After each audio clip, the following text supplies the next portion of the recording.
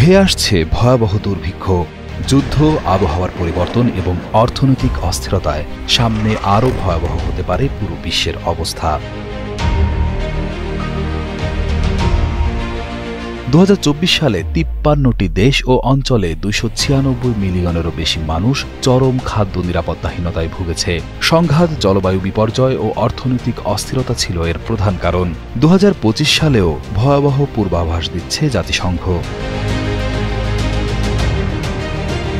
দাতা দেশগুলোর অনুদান হ্রাস এবং সংকটাপন্ন অঞ্চলগুলোতে সহায়তা বাধাগ্রস্ত হওয়ায় পরিস্থিতি আরও অবনতির আশঙ্কা রয়েছে।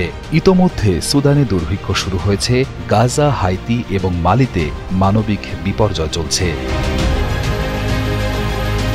Global report on food crisis 2025 বলছে, টানা 6 বছর ধরে বাড়ছে খাদ্য সংকট ও শিশু অপুষ্টির হার। সংঘাত, চরম আবহাওয়া ও অর্থনৈতিক ধাক্কা এই অবস্থার মূল কারণ।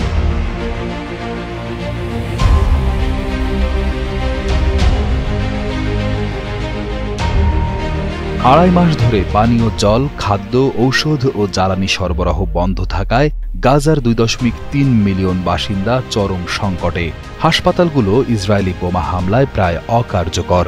গত 72 ঘণ্টায় শতাধিক ফিলিস্তিনি নিহত হয়েছেন।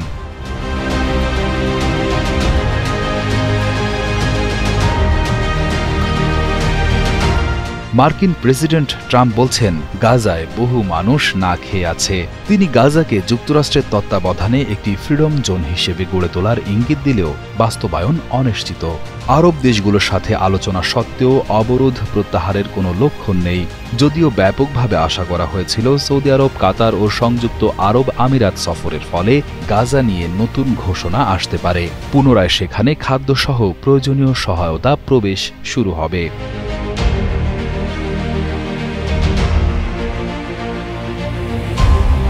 জাতিসংঘ ও মানবাধিকার সংস্থাগুলো জরুরি সাহায্য প্রবেশের দাবি জানালেও ইসরায়েল গাজায় নিষেধাজ্ঞা অব্যাহত রেখেছে।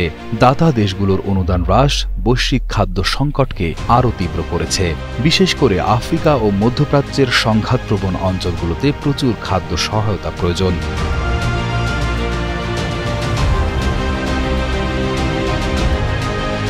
বৈশ্বিক খাদ্য সংকট ও গাজার মানবিক বিপর্যয়ে রাষ্ট্রগুলোর সমন্বিত পদক্ষেপ এখন সময়ের দাবি।